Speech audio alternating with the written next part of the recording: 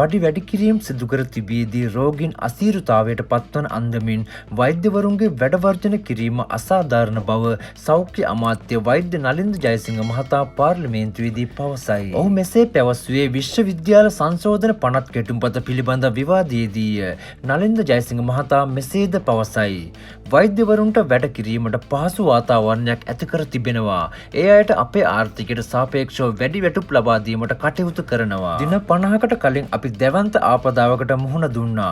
ලෝක බැංකුව කියන විදිහට රුපියල් කෝටි 1,20,000ක හානියක් සිද්ධ වෙලා තියෙනවා. එහෙම වුණා කියලා අපි කිසිම වැටුපක් අමතර දීමනාවක් කපන්න කටයුතු කරලා නැහැ. ඒවා එලෙසම ලබා දෙනවා. වෛද්‍යවරුන්ගේ ඉඳලා හැම දෙනාම වැටුප් වැඩිවීම ජනවාරි ඉඳලා ලබා දීලා තියෙනවා. වෛද්‍යවරුන් තැන් කිහිපයක වැඩ වර්ජන ක්‍රියාත්මක කළා. දෙහිඅත්ත කණ්ඩිය රෝහල වර්ජනයක් නිසා අඩාල වුණා.